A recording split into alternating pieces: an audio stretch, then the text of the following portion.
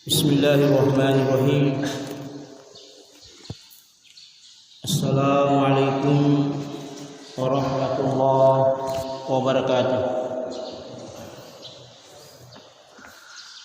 Alhamdulillah rabbil alamin alladzi bi ni'matihi tatimmu shalihat hamdan adada khalqihi wa ridha nafsihi wa zinata arshihi wa midada kalimatihi. Assalamu alayka ayuhan nabiyyu wa rahmatullahi wa barakatuh. Assalamu alayna wa ala ibadillahi as-salihin wa ala man ittaba'al huda. Ashhadu an la ilaha illallah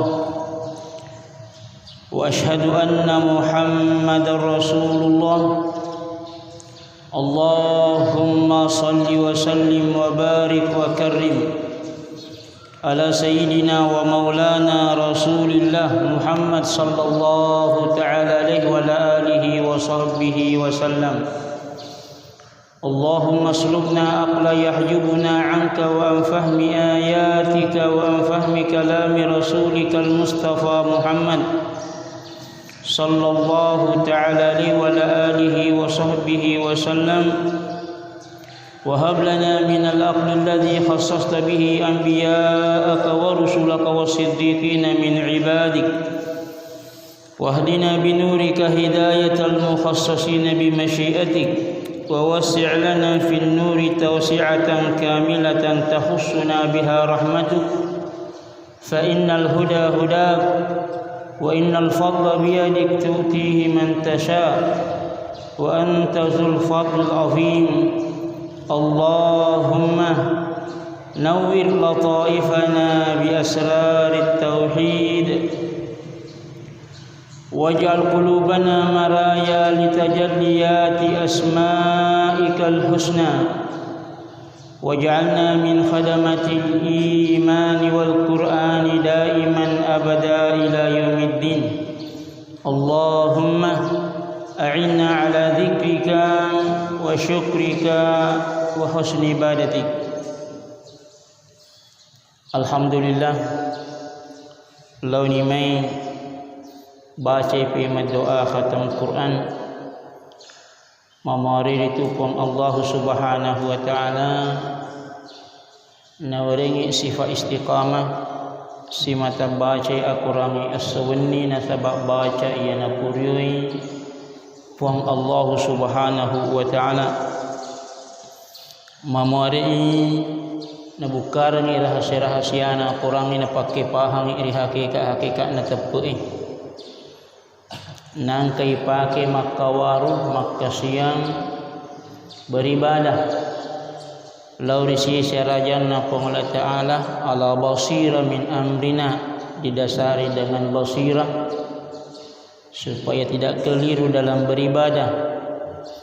Mamari inokihi ahlul Quran, mamari nawerengi adisinga watakali kesehatan jasmani, persiapan untuk menghadapi bulan suci Ramadan. Mamari nawarengi paham makasing ria pahamnya riasanya syariah, terutama tata cara salat. Ila hadratin Nabi Muhammad sallallahu alaihi wa alihi wa sahbihi wasallam. Al-Fatihah.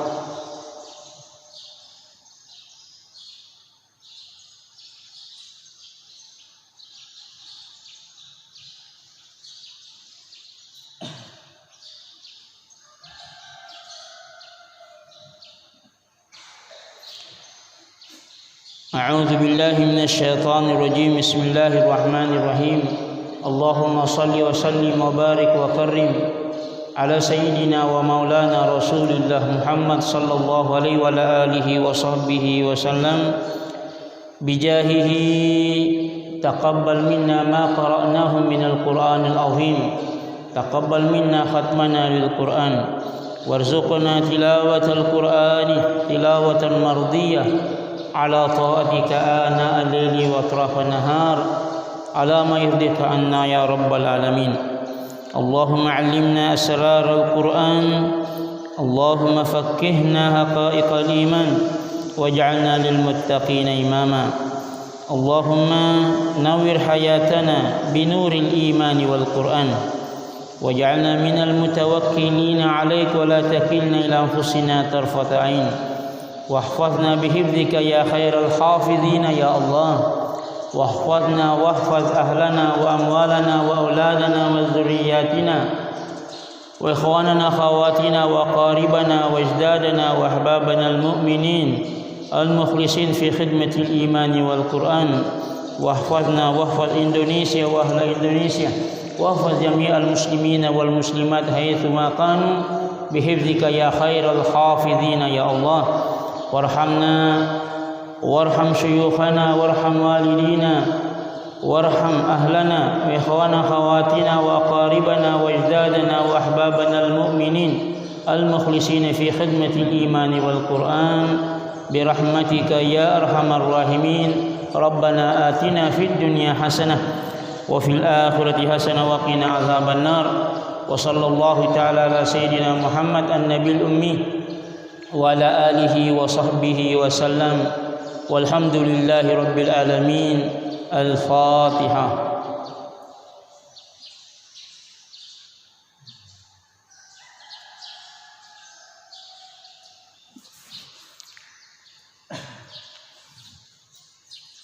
Ada pertanyaan, ini penting sekali karena sudah sering meresahkan masyarakat. Apakah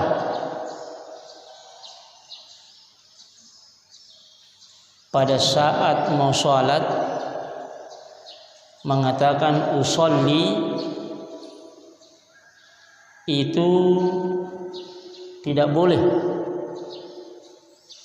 Ada yang datang ke pondok bingung.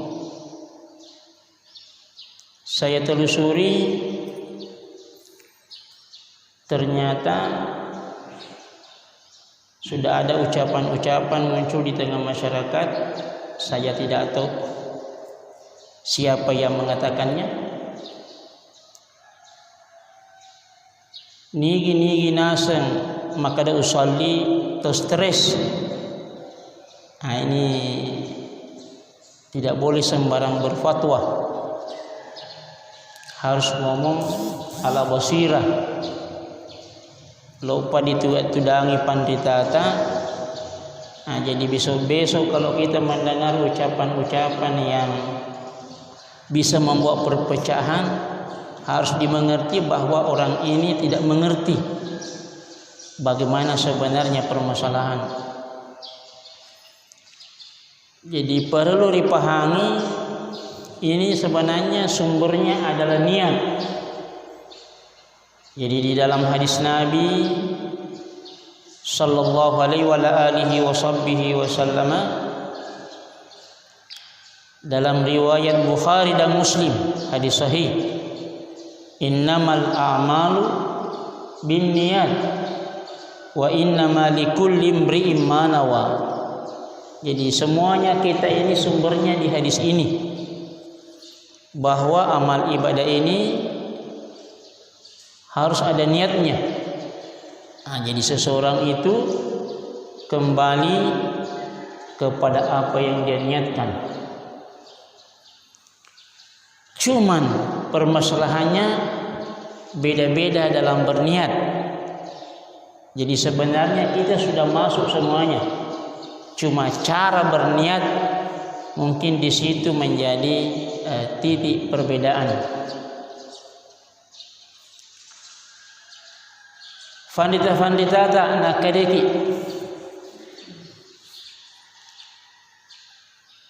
terutama Syekh Abu Bakar Al-Jazairi, beliau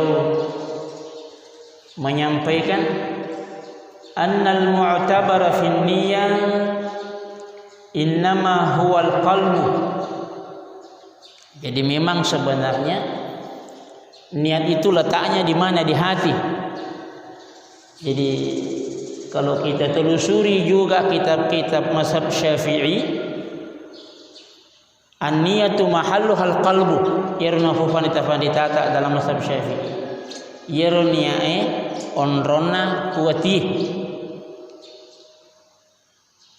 Dalam mazhab Syafi'i, at-talaffuzu biha sunnah. Melafazkan niat sunnah. Bahkan bisa saja menjadi wajib kalau orang itu tidak melafazkan selalu was-was. Kalau selalu was-was, untuk menghilangkan was-was, dia lafazkan usolli, harus bagi dia. Magiro, karena selalu ada penyakit was-was. Jadi istihdar sebelum sholat itu sunnah Nabi. Mapahadiri. Jadi kalau selalu kita mau sholat langsung, apakah kita bisa jamin hubungan kita sebelum sholat bagus? Tapi di pasalati, artinya ada yang mengatakan huramema nak mania boleh kubolai. Jadi letuku musyiya yana. Kalau bisa dia jamin bagus hubungannya, tidak ada masalah. Makanya ulama-ulama antara sholat dengan sholat itu sebenarnya yang harus dijaga, terutama jadi menjaga sholat 5 waktu, kemudian waktu dari sholat ke sholat itu harus dijaga. Kenapa? Karena semua yang kita lihat, yang kita dengar, yang kita ucapkan, yang kita lakukan di situ, kalau lepas hubungan dengan Allah akan mempengaruhi sholat. Nah, kurangi kualitasnya sempajangi. Nah, ya ko garu-garu ngi mano. Napa? Man yang memang di isangali ku bolai. Letuki masih megi rita ku lelengi, lepangi macerita. Langsung sempajang di nananya kira-kira magallo ga hadiri na kurwutu yari ganade. Ini kembali ke pribadi kita semuanya. Intinya harus angkat niat. Tapi dalam mazhab Syafi'i kita dianjurkan di situ betul-betul kembali memperbaiki sebelum sholat. Ina kadaki anda geruta annal mu'tabara fi niyyah innama huwal qalbu. Jadi yang dihitung di situ hatinya. An-nutqu bil lisani laysa biniyah. Sebenarnya di sini juga masalah. Nak ada kue melafazkan bukan niat, tapi nak ada musa'id ala tambihil qalbi. Sebenarnya itu hanya pembantu agar hati betul-betul menyadari dirinya bahwa aku fegau. Artinya nakada kifan ditata orang Arab dalam syairnya mengatakan innal kalama la fil fuadi. Ia berbicara itu ngena kuati. Inna ma ju'ila lisanu 'ala al-fuadi dalila. Ia rolilai mantaji dalil milisanati. Dengan mengucapkan isi hati pada mengencang sedih perasaan. Nakada kikue innama huwa musa'idun ala tambihil qalbi. Jadi melafazkan niat itu adalah pembantu agar hati betul-betul hadir, betul-betul sadar apa yang dia lakukan. Fa khata'ul lisani la yadurru ma damat niyatul qalbi sahihah. Selama ia artinya niatna cocok ni, namun tak salah-salah itu mudik na magaganasa. Contohnya Jauh ke masjid longi masuk pajal loro. Dari rumah itu sudah ada dari dalam hati itu. Longi masuk pajal loro. Sisana saliki usalli fardal asri asra ifau. Maka dia fanita tak fatarui. Kenapa? Itu tidak memberikan mudarat nasabah ati sitonganna mangolo lori Allah Ta'ala nyak nemito loro tanya serat cuma salafawi yewelillah. Jadi tak mesti diulangi lagi solat anunya niatnya tidak nasabah an-niyah mahalluhal qalbu yeroniae onronna kuati dalam mazhab Syafi'i seperti itu. Makanya tidak perlu lagi diulangi takbiratul ihramnya. Wa hadzal hukm muttafaqun alaih inda Syafi'iyah wal Hanafiyah. Jadi ini dalam mazhab Syafi'i dan Hanafi dan Hanabilah Hambali sepakat dalam hal ini. Melafazkan itu pembantu saja. Makanya kita mazhab Syafi'i at-talaffuz biha sunnah, dianggap sunnah karena membantu untuk menghadirkan hati.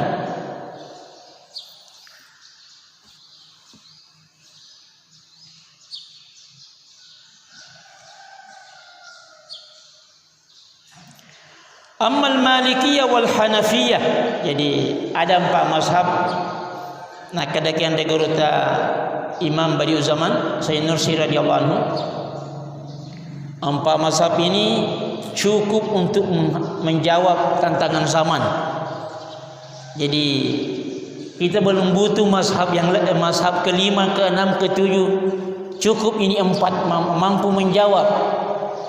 Makanya kalau engkau tahu dia namelok maka ceri salah satu 4 mazhab ini berarti dia harus mempunyai keahlian untuk ijtihad.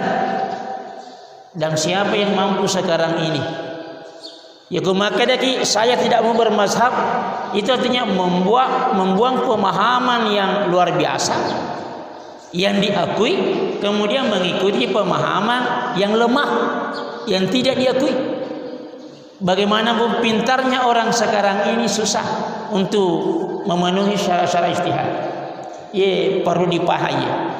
Besok-besok engkau tanai agama sahabatmu temakade iya dia gagal berarti saya bingung kalau ketemu seperti ini. Kenapa?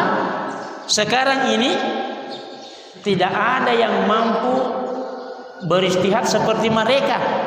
Berarti ya kuda yuler rafiri pak disengan nama kuro na pelosiki bulenge mengikuti yang lemah dan penuh dengan keraguan, meninggalkan yang meyakinkan dan disepakati oleh ulama-ulama kita. Maka yang dikatakan Imam Badi'uz Zaman kalau cukup mengikuti salah satu mazhab 4 ini itu cukup untuk menghadap kepada Allah. Nah, kadang de guru takwe adapun mazhab Maliki dan Hanafi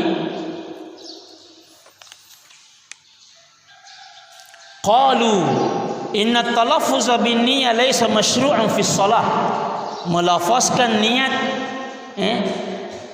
tidak syar'i, tidak disyaratkan, tidak terlalu dianjurkan di dalam salat.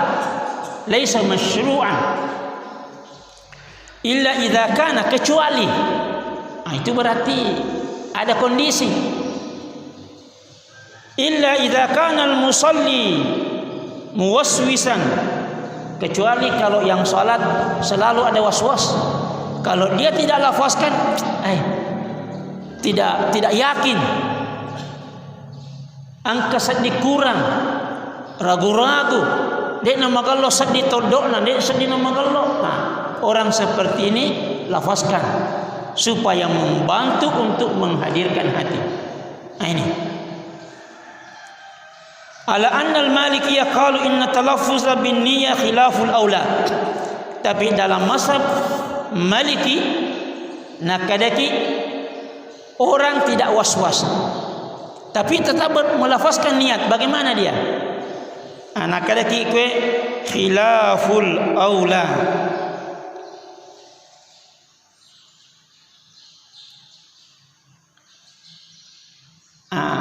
Nah, kadang-kadang kita melakukan hal yang bertentangan dengan lebih utama, artinya lebih utama tak perlu dilafazkan.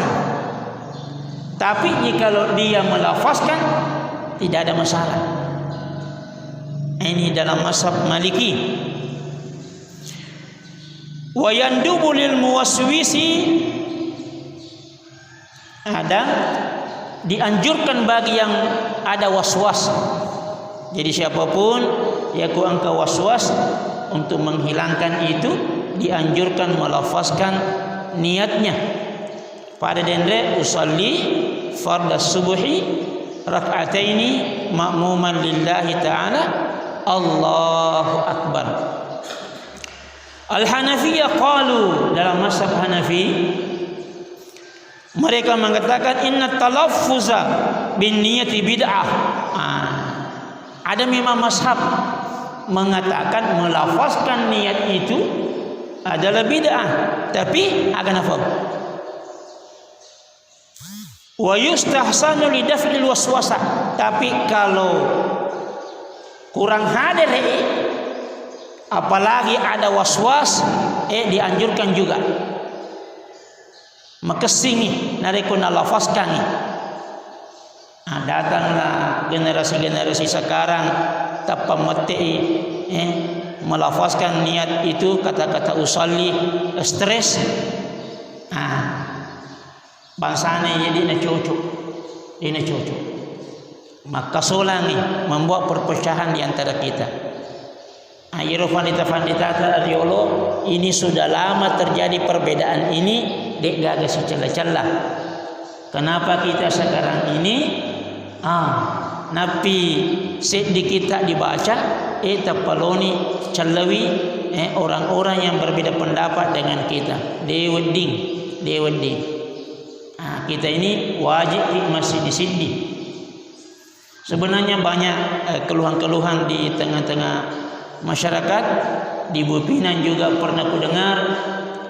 Saya tidak tahu benar atau tidak. Ini perlu ditelusuri. Siapa yang tidak bagus tajwidnya, tidak sah salatnya. Wah, ini bahaya ini. Ucapan-ucapan seperti ini sebenarnya mau memotivasi untuk rajin membaca Al-Quran, memperbaiki bacaannya. Dan tapi bahayanya yakum aku tu falik fajini masempajang. Nanti awam-awam kasihan yang belum bagus tajwidnya. Cuma pahalanya beda. Ada syarat-syarat sah salat, ada rukun-rukun salat. Ya kon kemana miyaro berarti insyaallah sah. Permasalahan bagusnya tajwid dan tidaknya, itu artinya mempengaruhi kualitas pahala salat. Ini bahaya kalau selalu muncul yang membuat masyarakat kita resah. Jadi perlu diangkat nih. Di dalam mazhab Syafi'i dari dulu turun temurun kita sering melafazkan niat. Kalau ada ucapan-ucapan seperti ini, ya takalufai. Mari kita merangkul semuanya. Ipa kesingi hubungan tak pada tarufatau. Ipa kesingi atiyah. Yauma la yanfa'u malun wala banun illa man atallaha biqalbin salim.